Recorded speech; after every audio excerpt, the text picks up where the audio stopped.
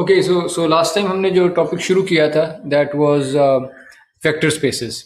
हमने बस कहा था कि वेक्टर्स होते क्या हैं। एन नंबर्स का सेट होता है, उसे वेक्टर्स कहते हैं। लेकिन इनमें ऑर्डर मैटर करता है कि कौन सा नंबर कहाँ पे लिखा हुआ है। तो ये ordered sets of n numbers होते हैं। एन नंबर्स के ऑर्डर्ड सेट्स को हम एन डिमेंशनल वेक्टर्स कह देते हैं। अगर दो नंबर्स का सेट है तो उसे हम 2D वेक्टर कह देते हैं, 3 नंबर 3D वेक्टर्स कह देते हैं। नॉर्मली हम ज्योमेट्री जिसे हम कहते हैं, तो ज्योमेट्री हम 2D और 3D में कर रहे होते हैं, उन्हें हम ज्योमेट्रिक वेक्टर्स कह देते हैं। और बहुत सारी एप्लीकेशंस है ऑलमोस्ट, यानी हर चीज़ जिसको आप नंबरों से रिप्रेजेंट करते हैं वो आप वेक्टर से रिप्रेजेंट कर सकते हैं। जैसे सेट ऑफ नंबर्स। वेक्टर्स के हमने ऑपरेशंस देखे थे। वेक्टर्स को ऐड कर सकते हैं, वेक्टर्स को सब्ट्रैक्ट कर सकते हैं, which is just addition. Zero vector एक चीज़ होती है, नेगेटिव वेक्टर एक चीज़ होती है, -1 से मल्टीप्लाई करना एक चीज़ होती है। स्केलर मल्टीप्लिकेशन वेक्टर की एग्जिस्ट करती है, यानी आप k से मल्टीप्लाई करें वेक्टर को तो वो k टाइम्स उसकी लेंथ, k फैक्टर से उसकी लेंथ चेंज हो जाती है। वेक्टर्स को ऐड करें तो एक और वेक्टर आ जाता है, ठीक है। 1 से स्केल करें तो वेक्टर की लेंथ चेंज नहीं होती, वही रहती है। फिर हमने देखा था कि लीनियर कॉम्बिनेशन ऑफ वेक्टर्स क्या चीज़ होती है, जिसपे आप इंडिविजुअल वेक्टर्स को आप स्केल कर देते हैं और स्केल करने के बाद हर वेक्टर को फिर आप उन सारे वेक्टर्स को सम कर देते हैं, तो आपके पास एक तीसरा वेक्टर नया वेक्टर आ जाता है। और ये जो नया वेक्टर है, this vector is a linear combination of the individual vectors, जिनके अंदर जो स्केलिंग जिनसे आप कर रहे हैं k1 k2 kr से, ये स्केलिंग के कोफिशिएंट्स होते हैं, या इनको लीनियर कॉम्बिनेशन के कोफिशिएंट्स कहते हैं। अच्छा, अब एक और चीज़ देख लेते हैं जो कि आपने आई एम श्योर पहले देखी होगी फिजिक्स के प्रॉब्ली कोर्सेज में एटलीस्ट, कि एक वेक्टर की लेंथ कैसे मालूम करते हैं। यानी if I have this vector, तो दिस वेक्टर, ये वाला वेक्टर जो है ये एक खास डायरेक्शन में पॉइंट कर रहा है, और ये वाला डायरेक्शन वेक्टर जो है ये किसी दूसरी डायरेक्शन में पॉइंट कर रहा है, लेकिन इन दोनों की लेंथ सेम है। ठीक है। तो लेंथ ऑफ अ वेक्टर को नॉर्म कहते हैं। एक और नाम लेंथ के लिए, जो एक और नाम होता है, वो होता है नॉर्म।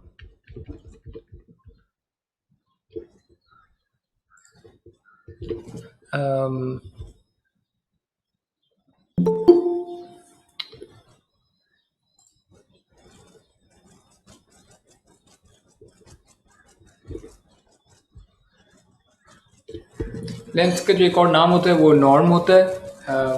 लेंथ भी कहते हैं, मैग्नीट्यूड भी कहते हैं, ठीक है। मैं बिल्कुल रफ टर्मिनोलॉजी अगर यूज़ करूँ तो साइज मैं उसको कह रहा हूँ, तो नॉर्मली साइज नहीं कहा जाता, लेंथ, मैग्नीट्यूड, नॉर्म, ये टर्म्स यूज़ की जाती हैं। और वो कंप्यूट कैसे होता है, किसी भी वेक्टर का जो लेंथ है, उसका मैग्नीट्यूड, उसका नॉर्म, वो उसके इंडिविजुअल कंपोनेंट्स को लें, उसकी पहली एंट्री को लें, स्क्वायर कर दें, दूसरी एंट्री को लें, स्क्वायर कर दें, तीसरी एंट्री को लें, स्क्वायर कर दें, चौथी एंट्री स्क्वायर, जितनी भी एंट्रीज हैं हर एंट्री को लें, स्क्वायर कर दें, और ये स्क्वायर्ड वैल्यूज को आपस में सम कर दें, और सम के बाद में स्क्वायर रूट कर लें, क्योंकि हमने स्क्वायर किया था, स्क्वायर का इफेक्ट खत्म करने के लिए स्क्वायर रूट ले लें। ये जो तरीका है, ये किसी भी वेक्टर की लेंथ मालूम करता है, उसकी मैग्नीट्यूड, उसका नॉर्म, ये उसको कंप्यूट करने का तरीका है। ओके,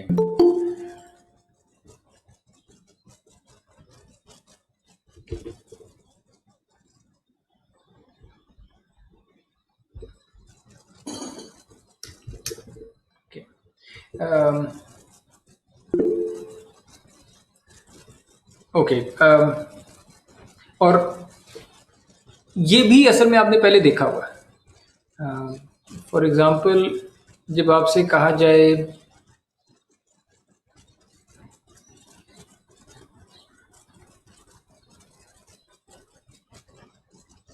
जो आपसे कहा गया था कि राइट एंगल ट्राइंगल है, और आपके पास ये ए है और ये बी है, तो सी कैसे मालूम कर सकते थे? राइट एंगल ट्रायंगल में सी कैसे मालूम करते थे आप?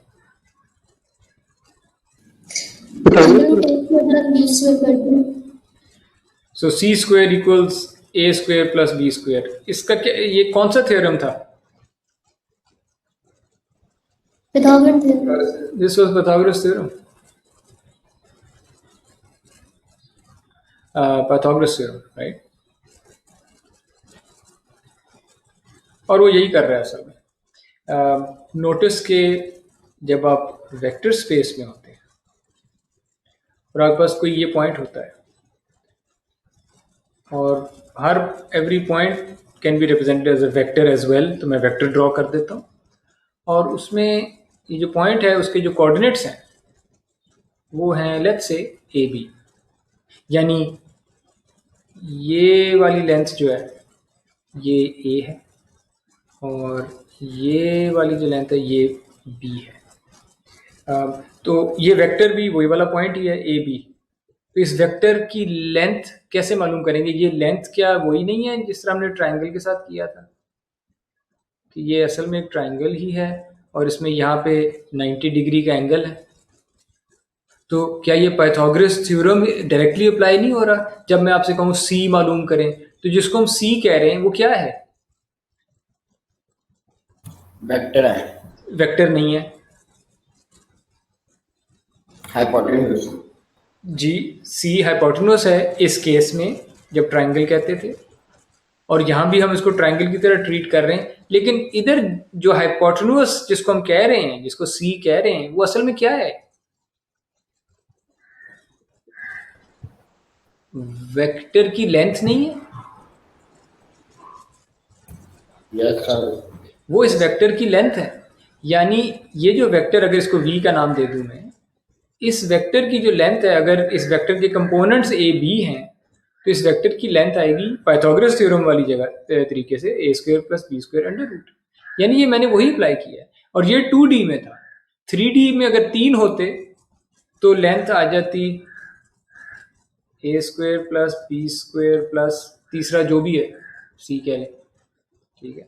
अगर ND में होते तो जौन से भी n नंबर्स थे उस वेक्टर के, v1 v2 dot dot dot जितने भी थे n डिमेंशन में, हर एक का स्क्वायर करें और सम कर दें। ये जनरलाइजेशन है पाइथागोरस थ्योरम की हायर डिमेंशन में।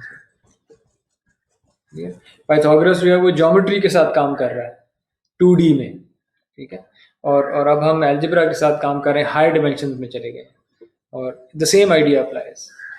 स्क्वायर करें हर एंट्री को, सम कर दें, अंडर रूट ले लें, ये एक स्केलर वैल्यू आ जाएगी, एक नंबर आ जाएगा जो उस वेक्टर की लेंथ होगी।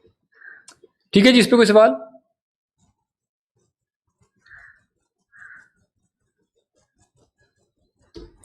आगे चलते हैं। ओके, यूनिट वेक्टर, ये भी आप सब लोगों ने पहले भी आई एम श्योर देखा होगा। यूनिट वेक्टर कोई भी वेक्टर होता है, उसकी डायरेक्शन कोई भी हो, जो भी डायरेक्शन है उसकी, जो मर्जी डायरेक्शन ले आए, ये ऐसे वेक्टर होंगे जिनकी लेंथ 1 है। यू कह देते हैं वो वाले वेक्टर जिसकी लेंथ 1 होगी, डायरेक्शन उसकी जो भी हो, जिसका नॉर्म, जिसका मैग्नीट्यूड 1 है, उसको हम कहेंगे यूनिट वेक्टर। ठीक है, लेंथ 1 वाले वेक्टर को यूनिट वेक्टर कहते हैं, उसकी लेंथ यूनिट होती है, 1 होती है। ये इसलिए ज़रूरी है कि अगर मेरे वेक्टर की लेंथ 1 है तो वो असल में सिर्फ डायरेक्शन बता रहा है। तो उन केसेस में जहां मैंने सिर्फ डायरेक्शन देखनी है चीज़ों की, या डायरेक्शन से मैंने डील करना है, डायरेक्शन की बेस पे कैलकुलेशंस करनी है, और मुझे वेक्टर की लेंथ नहीं चाहिए, तो मैं उन केसेस में यूनिट वेक्टर यूज करूंगा ताकि I can focus on just the direction of the vector. Okay, कोई भी वेक्टर आप ले लें, उसकी जो भी लेंथ है, हम उसकी लेंथ को 1 बना सकते हैं by dividing by the norm. Let's see how. बल्कि ये आप लोग वेरीफाई करेंगे ये कि आप कोई भी वेक्टर ले लें, बस वो जीरो वेक्टर ना हो। ठीक है, यानी इस तरह का वेक्टर ना लें, ये वेक्टर ना लें, क्योंकि ये जो जीरो वेक्टर होता है इसको अगर मैं प्लॉट करूं 2D में तो ये बिल्कुल ओरिजिन पे पड़ा है, इसकी कोई लेंथ तो थोड़ी होती है, या ज़ीरो लेंथ होती है इसकी, ठीक है। और ज़ीरो लेंथ वाले वेक्टर को मैं जो मर्जी कर लूँ इसकी लेंथ 1 नहीं हो सकती, ठीक है, unless I change the vector. और अगर 3D में भी देख लूँ, 3D में भी ये वाला पॉइंट ही होता है ओरिजिन 0 0 0, इसकी लेंथ ही कोई नहीं होती, किसी भी डायमेंशन में ले लूँ, एन डायमेंशन में भी देख लूँ तो 0 0 वेक्टर जो है उसकी कोई लेंथ होती नहीं है, उसको नॉर्मलाइज करके 1 भी नहीं बनाया जा सकता। तो व्हेन वी से नॉर्मलाइज, ये सिर्फ नॉन जीरो वेक्टर्स की बात हो रही है। कोई भी नॉन जीरो वेक्टर नॉर्मलाइज किया जा सकता है। नॉर्मलाइजेशन का मतलब ही है कि हम उस वेक्टर को जो भी उसकी डायरेक्शन थी उसी डायरेक्शन में रहेगा वो, लेकिन अब उसकी लेंथ 1 हो जाएगी। अगर वो इस डायरेक्शन का वेक्टर था तो अब उसकी डायरेक्शन यही रहेगी, लेंथ 1 हो जाएगी। अगर वो इस डायरेक्शन का वेक्टर था और ये साइज था तो अब डायरेक्शन वही रहेगी लेकिन लेंथ उसकी 1 कर देंगे हम, इसे कहते हैं नॉर्मलाइजेशन, ठीक है। और ये ऐसे होगी, v आपका ये ओरिजिनल वेक्टर है जिसकी कोई डायरेक्शन है, कोई लेंथ है, 1 नहीं है, कोई जो भी लेंथ है। अगर मैं v को उसकी लेंथ से डिवाइड कर दूं, इसको लिखेंगे कैसे? पहले v लिख लेते हैं, v तो ऐसे लिखते हैं v1, v का दूसरा कंपोनेंट और v का आखिरी कंपोनेंट। ओके फाइन, अब मैं v को मल्टीप्लाई कर रहा हूं एक स्केलर से। स्केलर क्यों? क्योंकि v की लेंथ या नॉर्म स्केलर वैल्यू एक नंबर होता है। तो जब मैं इससे डिवाइड करता हूं इसका मतलब है कि मैं v के हर कंपोनेंट को बल्कि मैं इसको ट्रेस कर दूंगा, मैं v के हर कंपोनेंट को v की लेंथ से डिवाइड कर रहा हूँ, v2 को v की लेंथ से डिवाइड कर रहा हूँ, vn को v की लेंथ से डिवाइड कर रहा हूँ, ठीक है। सो मैंने अभी बस ये किया है, ठीक है। ये मैं आप लोगों के लिए छोड़ देता हूँ, ये बहुत आसान है करना। ये जो नया वेक्टर आया है लेंथ से डिवाइड हुआ हुआ, इसका नॉर्म आप निकाल लिया। इस वेक्टर को u का नाम दे दिया मैंने, आप पे छोड़ देता हूं क्योंकि फॉर्मूला आपको पता है। u का नॉर्म अब आपने निकालना है, पहली वैल्यू का स्क्वायर प्लस दूसरी वैल्यू का square plus dot dot dot आखिरी वैल्यू का स्क्वायर और फिर अंडर रूट।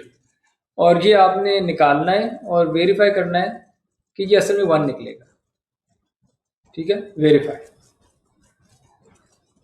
वेरीफाई भी नहीं, वेरीफाई तो होगा कि आप कोई एक वेक्टर खुद ले लेंगे नंबर्स के साथ, तो वेरीफाई कर लें अगर करना है।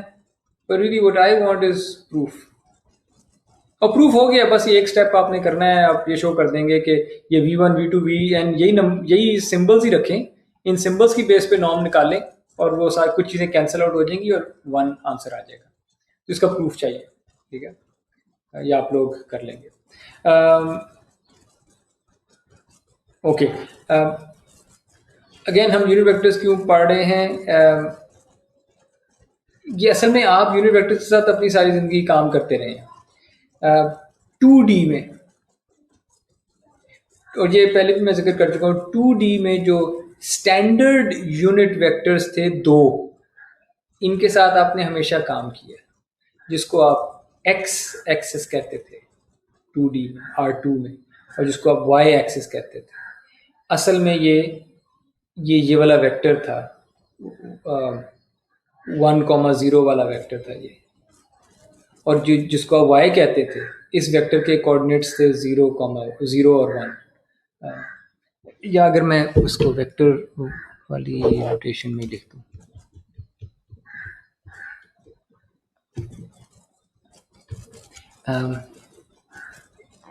जिसको आप x एक्सिस कहते थे, दिस वाज वेक्टर 1 0, जिसको आप y एक्सिस कहते थे, दिस वाज वेक्टर 0 1, ठीक है।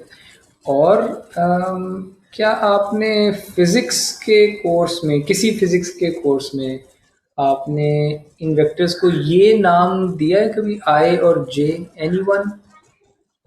Standard unit Yes. वेक्टर, है ना? यानी जिसको आप एक्स एक्सिस कहते थे उसी को आप आई वेक्टर भी कहते थे कभी कभी, Yes. जिसको y कहते थे उसको j भी कहते थे। तो ये स्टैंडर्ड यूनिट वेक्टर है, ठीक है। इसको वेक्टर i कह दें, इसको वेक्टर j कह दें, ओके। और ये यूनिट वेक्टर्स हैं। ये जो i वेक्टर है इसकी लेंथ क्या है? क्विकली बताएं मुझे, कोई कंप्यूट करके बताएं। वेक्टर i की लेंथ नॉर्म 1. जी, 1 स्क्वायर प्लस 0 स्क्वायर और अंडर रूट, ये 1 आ जाएगा। ये जो वेक्टर j है वाई एक्सिस, ये 0 1 है, इसकी लेंथ भी 1 है, 0 square plus 1 square under root. 3D में आ जाते हैं। 3D में जो आपके पास वेक्टर थे, स्टैंडर्ड वेक्टर्स, वो भी यही थे, यूनिट वेक्टर्स थे। आई जिसको कहते थे आप, वो था 1 0 और 0, 3D का वेक्टर था ये, जिसको आप y एक्सिस कहते थे। अच्छा, y एक्सिस अक्सर हम शायद, y एक्सिस किसको कहते थे? फिर अब आई थिंक y एक्सिस इसको कहते थे। तो जो j वेक्टर है वो 0 1 और 0 था। और आप वेरीफाई करें, ये जो i है इस केस में इसकी लेंथ क्या है? 1 square plus 0 square plus 0 square under root, ये 1 है। j की लेंथ 1 है। z एक्सिस जिसको कहते थे वो k से डिनोट होता था, वो था ये वाला वेक्टर 0 0 1, इसकी लेंथ भी 1 है। ये सारे यूनिट वेक्टर्स थे और ये स्टैंडर्ड यूनिट वेक्टर्स हैं, ठीक है। इनका खास नाम है स्टैंडर्ड, क्योंकि ये बहुत यूज होते हैं। जी सर, आपसे ये कहना था कि कोई पूछ रहा है कि ये वेक्टर जो गिवन है ये एक्स एक्सिस या फिर एक्स एक्सिस का यूनिट वेक्टर है? जो दोबारा सवाल पूछें। सर, कोई ये पूछ रहा है कि जो वेक्टर गिवन है ये एक्स एक्सिस है या फिर एक्स एक्सिस का यूनिट वेक्टर है?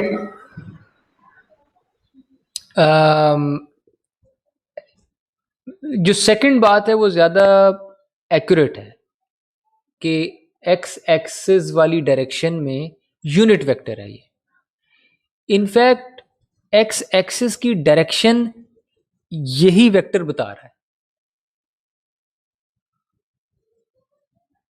पर ओके, जो सेकंड बात है वो सही है, एक्स एक्सिस का यूनिट वेक्टर है ये।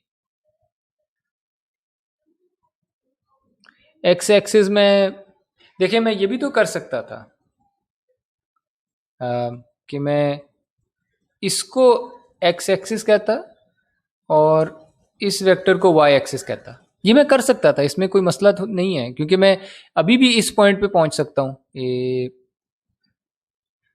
कि इस वेक्टर की जो भी लेंथ है उसका हाफ, इस वेक्टर की जो भी लेंथ है उसका हाफ इधर चले जाएं और इस वेक्टर की जो भी लेंथ है उतना इधर चले जाएं, तो इस पॉइंट पे आ जाऊंगा। यानी मैं हर जगह जा सकता हूँ इन दो वेक्टर्स को यूज करके भी, लेकिन इनमें इसकी लेंथ 1 नहीं है, ठीक है।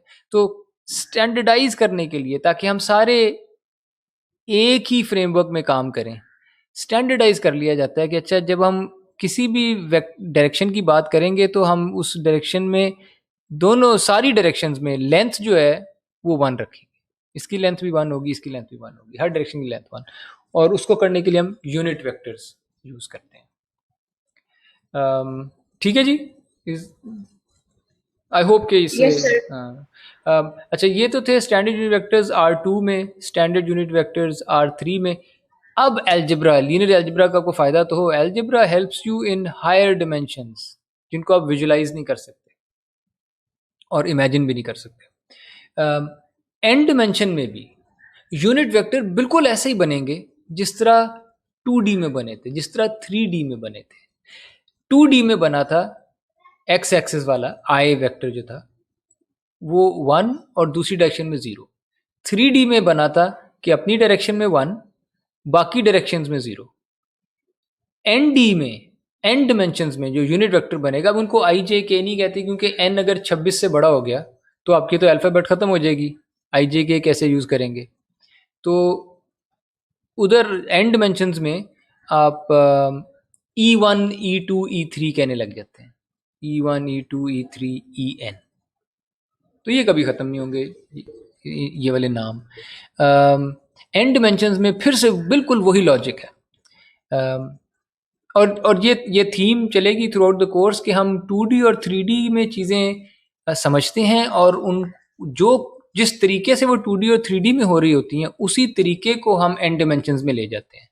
और फिर n डिमेंशंस में हम विजुलाइज तो नहीं कर सकते लेकिन हम उन पे कॉम्प्यूटेशंस कर सकते हैं चीज़ों पे, तो हम n डिमेंशंस में भी काम कर लेते हैं फिर। तो ये वही हो रहा है, अपनी डायरेक्शन में 1, बाकी डायरेक्शंस में 0। E2 होगा सेकंड डायरेक्शन में 1, बाकी डायरेक्शंस में 0। En होगा अपनी डायरेक्शन में nth डायरेक्शन में 1 और बाकी डिमेंशंस में 0। तो ये स्टैंडर्ड यूनिट वेक्टर्स बन जाएंगे किसी भी डिमेंशंस वाली स्पेस में। ओके ओके, वंस हमने नॉर्म डिफाइन कर दिया है ना, यानी नॉर्म डिफाइन करने के बाद नॉर्म डिफाइन करने के बाद अब हम डिस्टेंस मालूम कर सकते हैं, ठीक है। यानी मैं ये इसलिए आपको मेंशन कर रहा हूं कि ये एक ना प्रोग्रेशन चल रही है कि पहले हमने ये लेंथ मालूम करने वाली चीज़ें देखी हैं कि वेक्टर स्पेसेस में लेंथ कैसे मालूम होती है, उसे हम नॉर्म कहते थे, किसी भी वेक्टर की लेंथ, उसका मैग्नीट्यूड। अब हम चूंकि लेंथ और मैग्नीट्यूड डिफाइन कर चुके हैं कि ऐसे मालूम होती है, अब हम एक और कॉन्सेप्ट लेके आते हैं डिस्टेंस, और उसको मालूम कर लेंगे using this existing concept. Distance किसे कह रहे हैं? मेरे पास दो वेक्टर्स हैं, u पहला वेक्टर u, दूसरा वेक्टर v, दोनों n डिमेंशनल स्पेस के वेक्टर्स हैं। Distance between these two vectors ये ऐसे डिफाइन हो सकता है, यानी u की v से कितनी दूरी है। u माइनस v आप करें, ये भी एक वेक्टर ही आ जाएगा, ये एक और वेक्टर आएगा, u माइनस v एक और वेक्टर आएगा जो कि n डिमेंशनल स्पेस का ही एक वेक्टर होगा, ठीक है। एक और वेक्टर आएगा जो n डिमेंशनल स्पेस का वेक्टर होगा, और चूंकि ये n डिमेंशनल स्पेस का वेक्टर है, इसकी भी लेंथ मालूम कर सकता हूं मैं, और लेंथ मालूम करते हैं नॉर्म से। तो इस वेक्टर का पहला कंपोनेंट होगा क्या? u1 माइनस v1, दूसरा component u2 minus v2 dot dot dot, nth component un minus vn। ये मेरा डिफरेंस वाला वेक्टर है, नॉट डिस्टेंस, डिफरेंस वाला वेक्टर। और इस वेक्टर का नॉर्म अब मैं ले लेता हूं। I just can't draw with a stylus.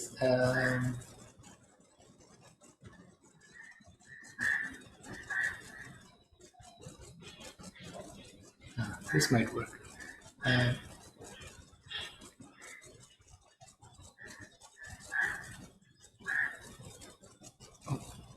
इस वेक्टर का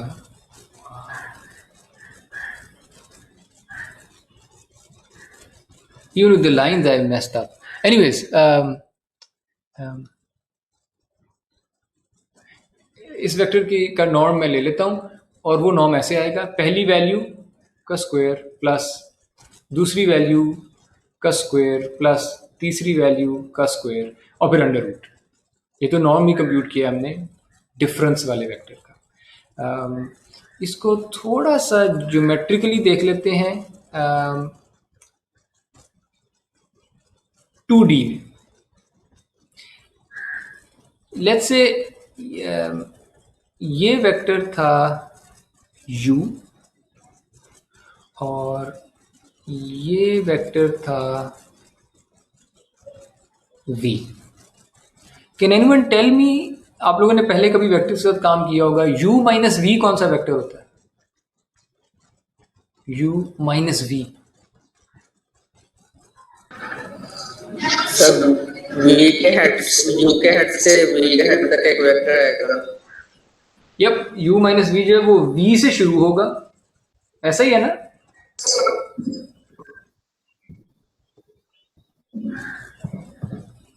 u माइनस v से शुरू होगा और यहां पे एंड होगा। ये मैं उल्टा तो नहीं कर दिया?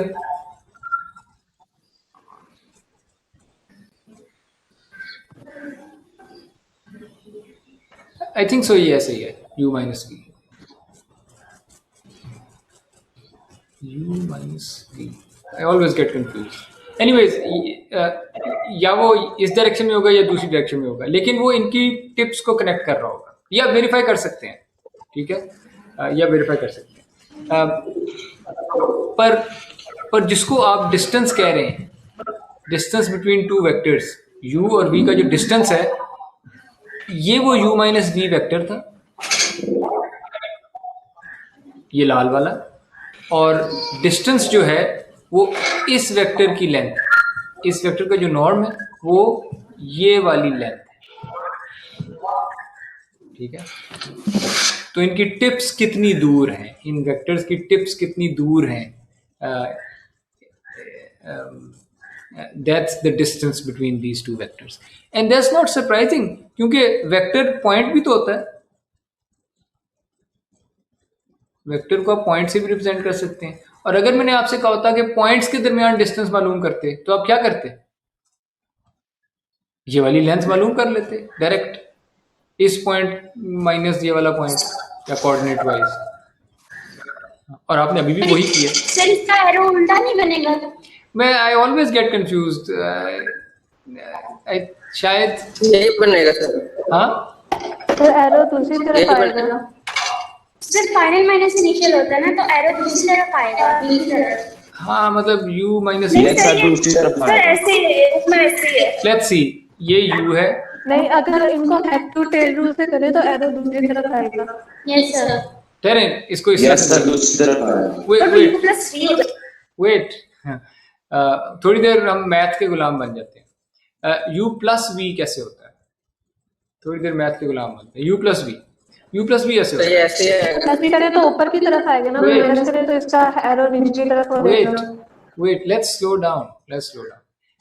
u प्लस वी पहले समझ लेते हैं। u लेट्स से ये वेक्टर है, और v लेट्स से ये वाला वेक्टर है, ठीक है। u ये है और v ये है। तो u प्लस वी आप कैसे करते हैं? आप u पे जाते हैं और फिर वहां पे v को प्लेस कर देते हैं। सर ये डिवीजन की डायरेक्शन है, तो शायद एरो प्लीज वेट, ये u पे जाते हैं और आप फिर v को वहां पे प्लेस कर देते हैं u की टिप पे, और फिर जो रिजल्ट आता है वो ये जहां भी v एंड हो रहा है, this vector is u plus v। Now let's look at u minus v। Well, ये जिसको आप माइनस v कह रहे हैं, मेरे लिए तो ये एक वेक्टर ही है, इसको मैं ऐसे भी तो कह सकता हूँ, this is u plus minus v। तो मैं u पे जाता हूँ और मैं u पे दूसरा वेक्टर रखता हूँ, प्लस करता हूँ दूसरा वेक्टर, वो वेक्टर माइनस v है। तो v अगर इधर जा रहा था, तो मैं यहाँ नहीं जाता, मैं v की बजाय मैं माइनस v में जाऊंगा, वो ये होगा, and I will get this vector, ठीक है। अगर ये माइनस v है तो दिस विल बी u ये माइनस सर वी की तरफ हेड जो होगा वो वी की तरफ आएगा। हेड फिर v की तरफ जाएगा, u plus u minus v अब इधर हो जाएगा, और सो इस केस में आते हैं, u इधर है, माइनस v, मैं u पे गया और माइनस v बनाया यहाँ पे मैंने, v पे करता तो इधर जाता ऊपर, मैंने माइनस v किया, इधर गया। अब जो आंसर आएगा वो ये वेक्टर बनेगा, ये बनेगा, this is u minus v, ठीक है।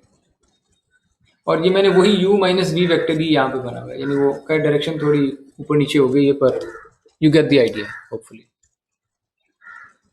और इस वेक्टर की लेंथ मालूम करनी है। अभी फॉर्चुनेटली सिचुएशन ये है कि अगर लेट्स से मैंने उल्टा भी ड्रॉ कर दिया होता, लेंथ वही आनी थी, लेकिन बहरहाल वी शुड नो कि ये कैसे ड्रॉ होना है। ओके, इधर कोई सवाल?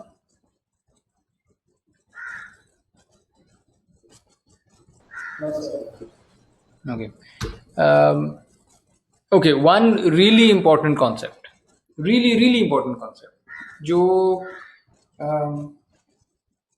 हर जगह पे यूज होगा, हर यानी मेरा एरिया कंप्यूटर विजन है, मेरा एरिया मशीन लर्निंग है। कंप्यूटर विजन मशीन लर्निंग में हम अक्सर चीज़ों को डॉट प्रोडक्ट से रिप्रेजेंट या डॉट प्रोडक्ट से कंपेयर करते हैं। It's a very important concept, dot product. हमने डॉट प्रोडक्ट ये टर्म यूज की हुई है डॉट प्रोडक्ट इस कोर्स में या नहीं की? Anyone? Have we used the term dot product in this course? आप रिकॉल कर सकते हैं या नहीं की? शायद ना की हो।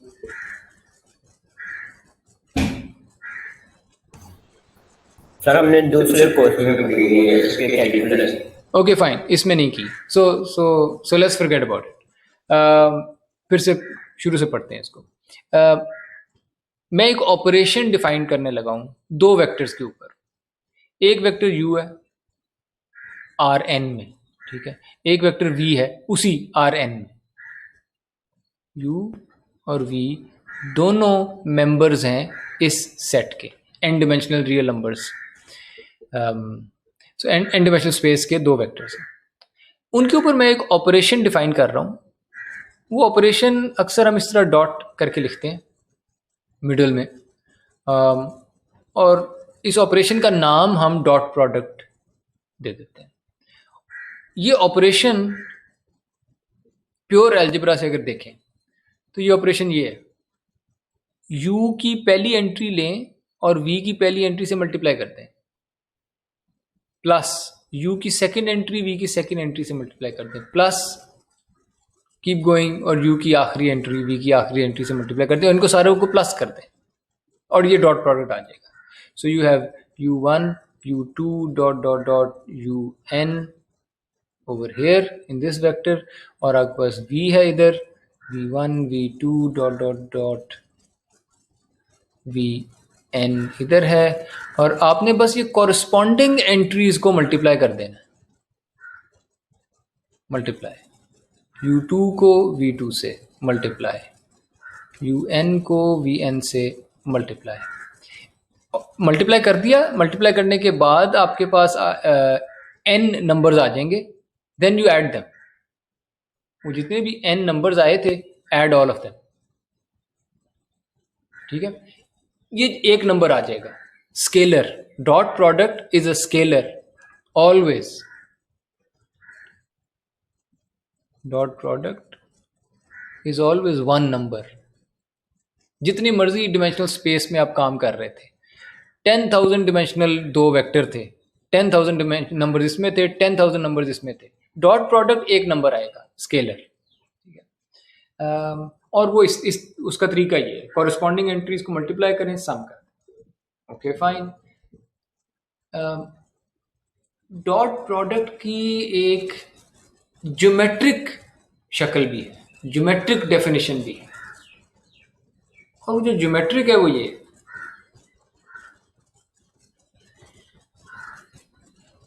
ये जो शक्ल थी ये प्योरली एल्जेब्रिक थी।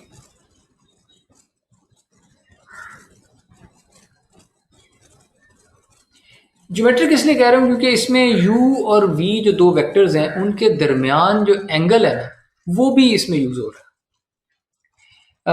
इसको आप ऐसे समझ लें, यू वेक्टर इधर पॉइंट कर रहा है, वी वेक्टर इधर पॉइंट कर रहा है, और इन दोनों वेक्टर्स के बीच में जो छोटा एंगल है, स्मॉलर एंगल, देखें यू और वी में एक लार्जर एंगल भी तो है। मैं यू से वी से चलाऊं, वी से मैं काउंटर क्लॉकवाइज चलाऊं तो थीटा क्या है। मैं अगर वी से इस तरह क्लॉकवाइज चलता तो ये वाला एंगल भी तो यू और वी का एंगल बनता है। लेकिन मैं स्मॉलर वाले एंगल की बात कर रहा हूँ, हमेशा थीटा मैं स्मॉलर वाले एंगल को कहूँगा ऑलवेज। तो जो भी स्मॉलर एंगल है बिटवीन देम, डॉट प्रोडक्ट का जो एक स्केलर आता है, एक नंबर, वो ऐसे भी कंप्यूट किया जा सकता है कि आप u की लेंथ मालूम करें, जितनी भी ये लेंथ थी u की, v की लेंथ मालूम करें, जितनी भी ये लेंथ थी, इन दोनों को मल्टीप्लाई कर लें। ये दोनों लेंथ्स नंबर्स होंगे, real scalars, scalar into scalar, और फिर इन दो लेंथ्स को मल्टीप्लाई कर दें। ये जो इनके बीच में एंगल था स्मॉलर थीटा, उसके कोसाइन से। अगर आप ये करेंगे तो जो स्केलर वैल्यू आएगी वो एग्जैक्टली इसके बराबर आएगी, जो एल्जेब्रिक आंसर आता है कि इंडिविजुअल कंपोनेंट्स को मल्टीप्लाई किया और फिर सम कर दिया। ठीक है, सो डॉट प्रोडक्ट जिसको हम कहते हैं, उसकी दो शक्लें हमने देख ली हैं, एक फॉर्मूला ज्योमेट्रिक है, एक फॉर्मूला एल्जेब्रिक, और ये बराबर है। और ये आप वेरीफाई करके देख लीजिएगा, और वेरिफिकेशन के लिए आप आसान वेक्टर्स चूज कर लिया करें। फॉर एग्जांपल, एक वेक्टर आप ये 1 0 ले लें, ठीक है, दूसरा वेक्टर आप 0 1 ले लें, एक्स एक्सिस वाई एक्सिस, ठीक है। और अगर ये बहुत ही आसान हो जाता है तो दूसरा वेक्टर ये ले लें 1 1, ठीक है। तो 1 0 का 1 1 से डॉट प्रोडक्ट ले लें, या 1 1 का 0 1 से ले लें। और जब ये हो जाए आपसे और ये आसान लगने लग जाए, अब भले वेक्टर थोड़ा सा मुश्किल कर दें, 1 1 की बजाय 2 2 कर दें, ठीक है। या if you feel more adventurous तो इस तरह का कर दें 4 2 4 1 फॉर एग्जांपल। और इस तरह के अब डॉट प्रोडक्ट्स आप लेना शुरू करें वेक्टर्स में, और ये एंगल का ध्यान रखिएगा। एंड यू कैन वेरीफाई कि ये जो एल्जेब्रिक तरीके से आंसर आता है, एग्जैक्टली वही आंसर ज्योमेट्रिक तरीके से आता है। तो ये फॉर्मूला चलते हैं। ओके, सर cos थीटा जो है sin थीटा या tan थीटा का कैसे सकते हैं? आपका सवाल है कि कॉस थीटा क्यों कर रहे हैं और साइन और टैन क्यों नहीं कर रहे, ये सवाल है। Yes sir. Because cos theta जब करते हैं तो एग्जैक्टली ये आंसर आता है जो ये एल्जेब्रिक जिसको मैं कह रहा हूँ, वरना टैन थीटा और उससे आता नहीं है बाकियों से। आप कर लें, आप ये कर लें u और v और आगे साइन थीटा कर दें, ठीक है। ये भी कोई नंबर आ जाएगा, वो नंबर उसका कोई और नाम रखना पड़ेगा आपको, न्यू नेम, वो डॉट प्रोडक्ट नहीं होगा, क्योंकि वो इसके बराबर नहीं होगा। ये एलिमेंट वाइज प्रोडक्ट और सम इसके बराबर नहीं आएगा वो। तो आपने उसको डिफाइन करना कर लें, उसको कोई नया नाम देना पड़ेगा। टैन थीटा कर लें, उसको कोई नया नाम देना पड़ेगा। हो सकता है बड़े यूजफुल हों वो चीज़ें, हो सकता है बिल्कुल यूजलेस हों, ये तो डिपेंड करता है एप्लीकेशन। ठीक है,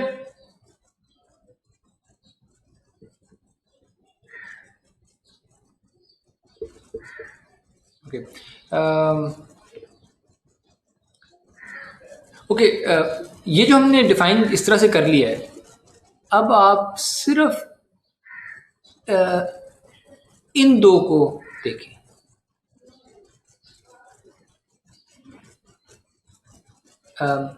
ये कहता है कि u dot v equals u की लेंथ मल्टीप्लाइड बाय v की length multiplied by cosine of the angle between them. और यहां से हमें एक बहुत ही इंपॉर्टेंट चीज पता लगने लगी है।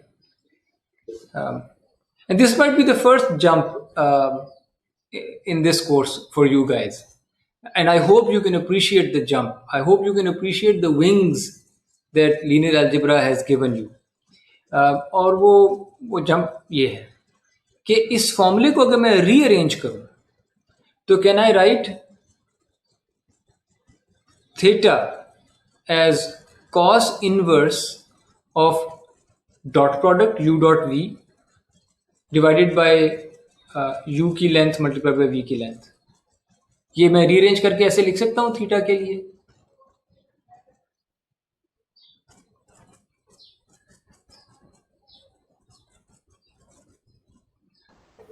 यस और नो? Yes.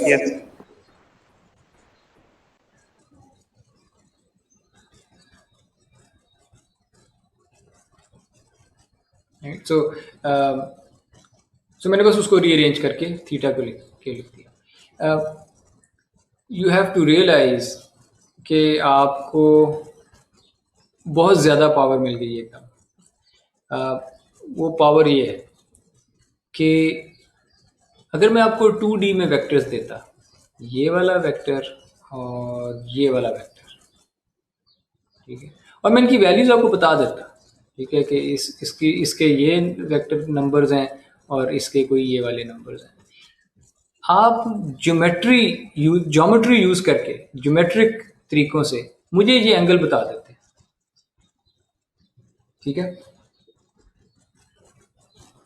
आप ज्योमेट्रिक तरीकों से मुझे ये एंगल आपने बता देना था। मैं 3D में अगर कोई वेक्टर्स दे देता आपको, 3 डायमेंशनल वेक्टर्स, इसी तरह 2, ठीक है, ये वाला और ये वाला, आप इनके दरमियान भी मुझे एंगल्स कुछ बताते ज्योमेट्रिक रीजनिंग से। लेकिन अगर मैं आपको n डायमेंशंस के वेक्टर देता,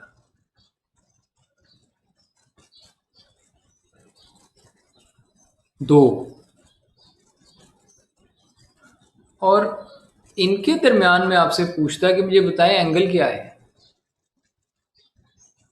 ये ज्योमेट्रिक रीजनिंग से करना बड़े मुश्किल होता है आपके लिए, ठीक है। This is where algebra helps you कि इट डजेंट मैटर कि आपका u जो है वो n डिमेंशनल स्पेस में है, v n डिमेंशनल स्पेस में है। ये ऐसे वेक्टर हैं जिनको आप प्लॉट नहीं कर सकते, ये ऐसे वेक्टर हैं जिनको आप विजुलाइज नहीं कर सकते, ये ऐसे वेक्टर हैं जिनको आप इमेजिन नहीं कर सकते कि ये कैसे होंगे। लेकिन आप इन दो वेक्टर्स के बीच में एंगल निकाल सकते हैं, और एंगल, अगर इन दो वेक्टर्स के बीच में एंगल 0 निकल आए तो क्या क्या पता लगता है आपको वेक्टर्स के बारे में? दोनों सेम डायरेक्शन में, दोनों सेम डायरेक्शन के, या दोनों सेम डायरेक्शन के हैं।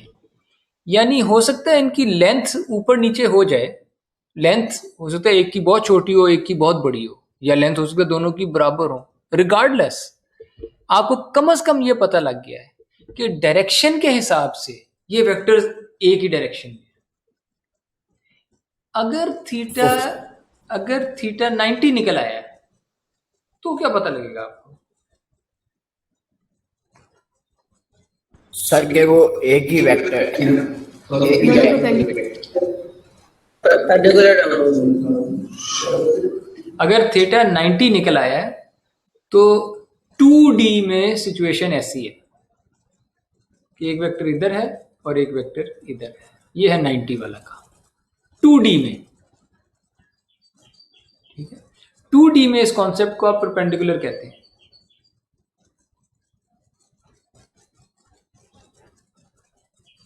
थ्री डी में परपेंडिकुलर नहीं होता।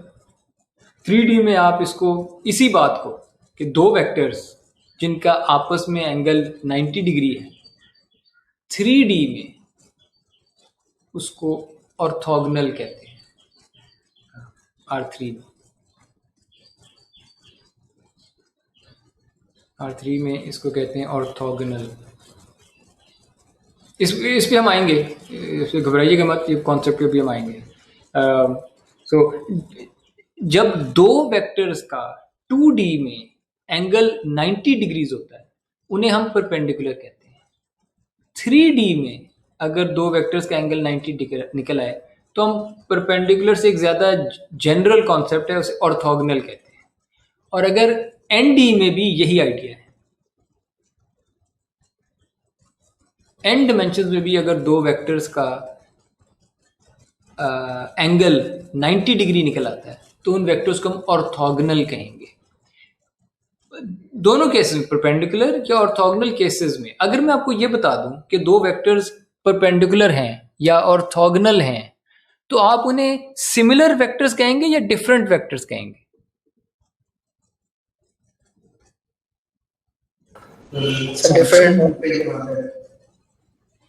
डिफरेंट वेक्टर्स कहेंगे, क्योंकि ये बिल्कुल एक जिस डायरेक्शन में जा रहा है ना, दूसरा बिल्कुल ही उससे फर्क, उसका इस डायरेक्शन से कोई ताल्लुक नहीं है। वर्सेस अगर एक वेक्टर इधर जा रहा है और दूसरा इधर जा रहा है, इनको आप सिमिलर कहेंगे या डिफरेंट कहेंगे? पहला इधर जा रहा है, दूसरा एग्जैक्टली ऑपोजिट डायरेक्शन में जा रहा है, इनको आप सिमिलर कहेंगे या डिफरेंट? सिमिलर। क्यों? तो ऑपोजिट है। ये एक दूसरे का बस एक हमने इसको वो किया है, के से मल्टीप्लाई किया है। ये 1 भी हो सकता है, -1 भी हो सकता है, -5 भी हो सकता है। हाँ, ये काफी सिमिलर है इनको। खैर मैं ये अक्सर term use सर, करता हूँ। इनको स्केलिंग हुई है बस। ये टर्म असल में मैं यूज करता हूँ, ये यूज होती नहीं है, तो बी केयरफुल, आप लोग ना यूज कीजिएगा। पर दे आर एंटी सिमिलर, ठीक है। सिमिलर तो नहीं है क्योंकि बिल्कुल ऑपोजिट डायरेक्शंस में है, लेकिन ऑपोजिट डायरेक्शन में होना भी तो एक सिमिलैरिटी है कि एग्जैक्टली मैं बस -1 से मल्टीप्लाई कर दूं तो दूसरी वाली आ जाएगी, ठीक है। ये डिफरेंट वेक्टर्स हैं जो ऑर्थोगोनल हैं या परपेंडिकुलर, ये डिफरेंट है। ये इस वेक्टर को मैं मल्टीप्लाई करके मतलब कुछ भी इसके पास नहीं ला सकता, दे आर डिफरेंट वेक्टर्स। और तो वेक्टर्स की जो सिमिलैरिटी है वो ये थीटा ही तो बता रहा है। सर लेकिन उनकी मैग्नीट्यूड तो डिफरेंट होगी ना? हो जाए, पर as far as direction is concerned उनमें कोई सिमिलैरिटी होगी या नहीं होगी, as far as their direction is concerned, ठीक है। आपकी आवाज मुझ तक नहीं पहुंची जी, अगर आप कुछ पूछ रही थी तो। सर ठीक है, ओके। अच्छा, सर थीटा पे कोई कंडीशन है कि ये मतलब 0 से पाई तक ही रहेगा? ये तो कॉस इनवर्स की वजह से बिल्कुल होगा ऐसे ही, कॉस इनवर्स की वजह से ऐसे ही होगा। कॉस को देख लेते हैं, लेट्स लुक एट कोसाइन।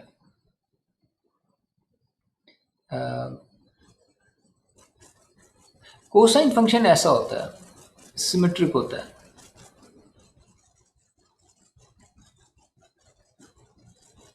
और इधर भी ऐसे ही, सो वाई एक्सिस के अराउंड ये सिमेट्रिक होता है। और पाई पे कॉस की वैल्यू, सॉरी पाई बाय 2 पे 90 पे इसकी वैल्यू 0 होती है, और 0 पे कॉस की वैल्यू 1 होती है, और -1 कब होती है? पाई पे, यानी 180 डिग्रीज पे कॉस की वैल्यू -1 हो जाती है, ठीक है। यानी ये जो कोसाइन है, अगर मैं सिर्फ ये वाली चीज देखूं, कॉस इनवर्स नहीं किया, कॉस इधर ही है, तो कोसाइन जो है ये value is always between -1 and 1।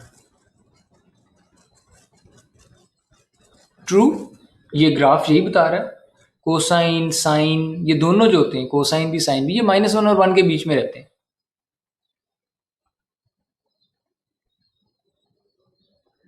Yes or no? Yes. Okay. अगर मैं आपसे कहूं कि दो वेक्टर थे मेरे पास, u डॉट v किया, डिवाइड किया मैग्नीट्यूड से, कोसाइन थीटा आ गया। अगर मैं आपसे कहूं कि उन वेक्टर्स का कॉस थीटा जो है वो 1 आ गया है, तो क्या पता लगा है आपको?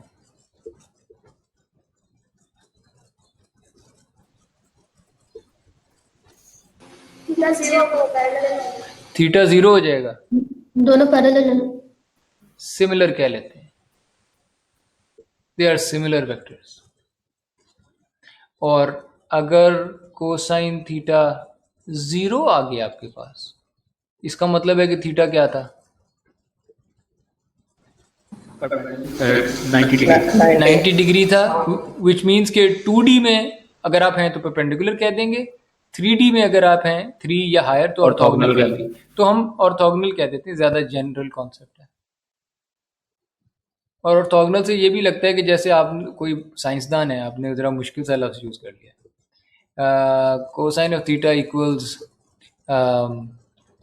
0 इम्प्लाइज कि ये ऑर्थोगोनल है। और जिसको हम ऑर्थोगोनल कह रहे हैं, आप ये भी कह लें कि डिफरेंट है, ये आर नॉट सिमिलर वेक्टर्स, ठीक है। और अगर कोसाइन थीटा -1 आ गया, what does this tell you? Anti parallel दोनों ऑपोजिट डायरेक्शन में 180 डिग्री डायरेक्शन ऑपोजिट डायरेक्शन है। और मैं अगेन मैं ये टर्म आप लोग ना यूज़ कीजिएगा, एंटी सिमिलर कहता हूँ इसको, ठीक है। और ये वाले केसेस ये बने हुए हैं, ये फॉर एग्जांपल ये एंटी सिमिलर वाला केस ये बना हुआ है, इसमें थीटा 180 है, पाए है, कॉस ऑफ पाई -1 आएगा इन दो वेक्टर्स के लिए नॉर्मलाइज करने के बाद। एनीवेज, तो ये जो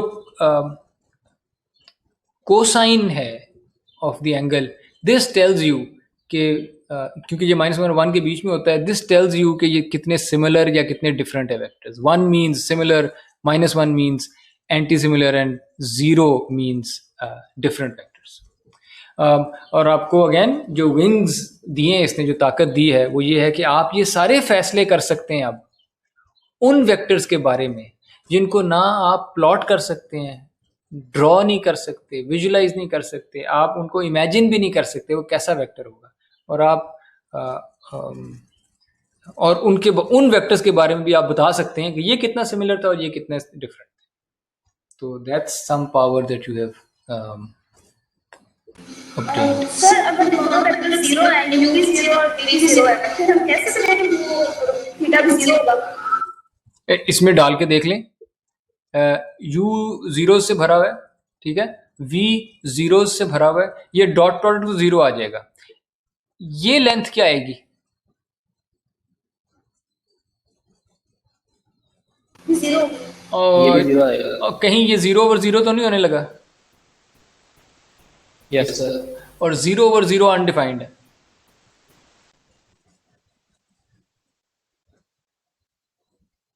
तो रियली ये जो जीरो वेक्टर है ना, इससे बस बच के रहा करें। जीरो वेक्टर की का मसला कुछ उसकी वजह है कि कुछ नहीं कह सकेंगे, क्योंकि जीरो वेक्टर की डायरेक्शन नहीं होती। जीरो वेक्टर ये वाला है, इसकी डायरेक्शन क्या है? इसकी सारी डायरेक्शन है। ये इस डायरेक्शन में भी जा रहा है, ये इस डायरेक्शन में भी जा रहा है, ये सारी डायरेक्शंस में जा रहा है। हर डायरेक्शन में अगर मैं लेंथ 0 कर दूं ना, हर डायरेक्शन में लेंथ 0 कर दूं तो मैं यहाँ आ जाऊंगा। तो इसकी सारी डायरेक्शंस होती हैं, विच मीन्स इसकी कोई डायरेक्शन नहीं होती। It's just a very degenerate case. तो जीरो वेक्टर से बच के रहें, ये बस जब हमें चाहिए होगा तब यूज कर लेंगे, वरना जीरो वेक्टर्स पे कंपटीशन नहीं करेंगे। Plus, it's a trivial vector. I mean, who wants it? It's useless. It contains no information. No one wants the zero vector. ठीक है ना? वेक्टर्स में आपने फिजिक्स के कोर्सेज में सीखा होगा ना, वेक्टर में दो चीजें होती हैं, डायरेक्शन और मैग्नीट्यूड। इस बेचारे में डायरेक्शन ही नहीं होती और मैग्नीट्यूड इसका होता ही 0 है। It's a useless vector. Okay अच्छा, आप लोगों ने अब वेरीफाई करना है कि अगर मैं वेक्टर v का डॉट प्रोडक्ट ले लूं अपने साथ, तो वो उसकी लेंथ का स्क्वायर निकल आता है। ये आप लोगों ने वेरीफाई करना है। वेक्टर v का अपने साथ ही डॉट प्रोडक्ट, किसी भी वेक्टर का अपने साथ अगर डॉट प्रोडक्ट कर लें तो वो उसका नॉर्म का स्क्वायर होता है, उसका स्क्वायर्ड नॉर्म, स्क्वायर्ड मैग्नीट्यूड होता है उसका। ये आप लोगों ने वेरीफाई करना है। Please do this. ठीक है। और अगर नंबर से करना है नंबर से कर लें, बट आई वुड प्रेफर कि अगर आप सिंबल्स से करें V1 V2, और भले 2D में कर लें, V1 V2 को ले लें, and if you feel more adventurous तो चलें 3 में कर लें, एंड सो ऑन। और आप एंड डिमेंशन में भी कर ही लेंगे, इट्स नॉट एन इशू, ठीक है। एंड डिमेंशन में भी आप ये कर लें, पर इजी है, इट्स इजी टू वेरीफाई, ठीक है। ओके, आगे चलते हैं। डॉट प्रोडक्ट की कुछ प्रॉपर्टीज क्विकली कर लेते हैं, आगे जाके ये यूज होंगी। आपके पास 3 वेक्टर हैं, u, v, w। तीनों वेक्टर्स n डिमेंशनल स्पेस के वेक्टर्स हैं, n नंबर्स वाले। आपके पास एक स्केलर है k। u डॉट v ये एलिमेंट वाइज प्रोडक्ट था ना, हर एलिमेंट, हर कंपोनेंट वाइज प्रोडक्ट हो रहा था और सम हो रहा था। और अगर मैं v डॉट यू लिख दूं तो वही वाले प्रोडक्ट्स ही मल्टीप्लाई हो रहे हैं, बस ऑर्डर चेंज हो गया। ए बी की बजाय बी ए मल्टीप्लाई होगा, सी डी की बजाय डी सी मल्टीप्लाई होगा, एंड सो ऑन। तो और फिर सम करेंगे, फिर सेम आंसर आ जाएगा। तो दिस इज द सिमिट्री वाली प्रॉपर्टी के यू डॉट वी और वी डॉट यू एक ही आंसर आएगा। फिर then there is the distributive property के डॉट प्रोडक्ट जो है ये प्लस पे डिस्ट्रीब्यूट हो जाता है। यानी अगर आप v प्लस w एक वेक्टर पहले कंप्यूट कर लेते हैं, रिजल्ट आ जाता है इनका, और फिर डॉट प्रोडक्ट लेते हैं। इसे सेम एज कि आपने v के साथ डॉट प्रोडक्ट अलग ले लिया था और u के साथ डॉट प्रोडक्ट अलग ले लिया था और उनको डॉट प्रोडक्ट्स को ऐड कर दिया था, ठीक है। यहाँ पे लेफ्ट साइड पे क्या चीजें ऐड हो रही हैं? लेफ्ट साइड पे क्या चीजें ऐड हो रही हैं?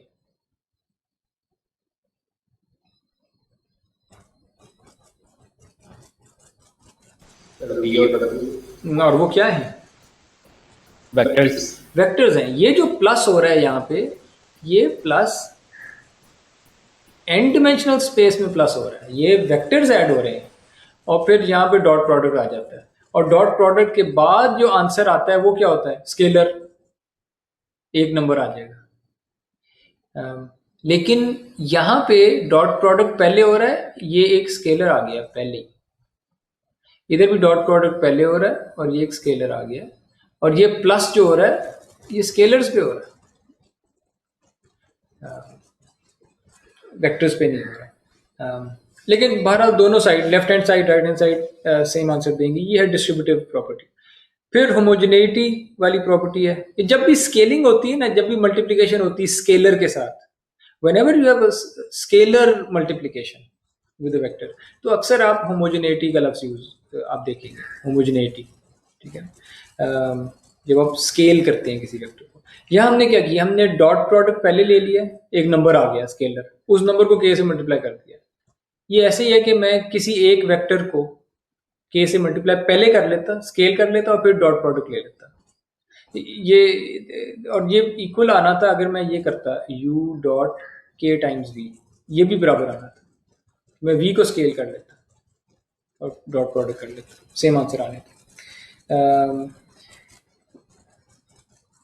पॉजिटिविटी प्रॉपर्टी, डॉट प्रोडक्ट अपने साथ हमेशा या 0 से बड़ा होगा या 0 के बराबर होगा।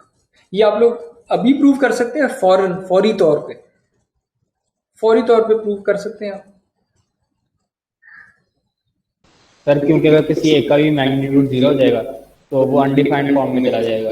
किसी एक का क्या मतलब है? थीटा नहीं, गलत कह रहे हैं। ना कोई अनडिफाइंड में जाएगा, ना कोई किसी एक का 0 होगा, दोनों बातें गलत है। Next try. सर cos इनका जमान थीटा 0 होगा। और एहतशाम बोल रहे थे, तो एहतशाम पहले आप कर लें। थीटा इनके जमान 0 होगा तो cos 0 तो 1 आ जाएगा, तो पीछे सिर्फ v डॉट v रह जाएगा। इनके इन दोनों का मैग्नीट्यूड मल्टीप्लाई होगा। अगर एक का दोनों वेक्टर देखिए, एक का मैग्नीट्यूड 0 होगा, 0 मल्टीप्लाई 0 0 आ जाएगा। अगर एक का मैग्नीट्यूड 1 होगा तो 1 मल्टीप्लाई 1 1 हो जाएगा। तो 0 से 1, 0 से आगे तक जो आ जाएगा। ओके, आपने जो प्रूफ दिया आई थिंक ये ठीक है, और ये ज्योमेट्रिक है। अब अगर मैं आपसे मांगू एल्जेब्रिक प्रूफ दें, एल्जेब्रा में रहते हुए, विच मीन्स थीटा को बीच में ना लाइएगा।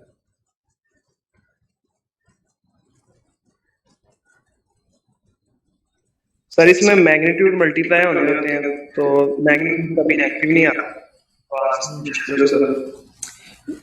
इसका एल्जेब्रिक ये है, v डॉट v आप कर रहे हैं, विच मीन्स के यहाँ पे v1 v2 dot dot dot vn है, और इसका डॉट प्रोडक्ट आपने करना है फिर से v1 v2 dot dot dot vn के साथ। ये तो ऐसे लिखा जा सकता है, v1 इंटू v1 यानी square plus v2 into v2 यानी v2 का square plus dot dot dot vn into vn यानी vn का स्क्वायर और फिर अंडर रूट। ये चूंकि मैंने स्क्वायर कर लिए हैं सारे के सारे, ये जो टर्म है पहले वाली, ये नेगेटिव हो सकती है? यस और नो? नो सर, ये नेगेटिव नहीं हो सकती। क्या ये जीरो हो सकती है? हो सर। Zero Yes, sir. अगर v1 जीरो था तो जीरो हो सकती है। ओके, तो ये greater than equal to zero.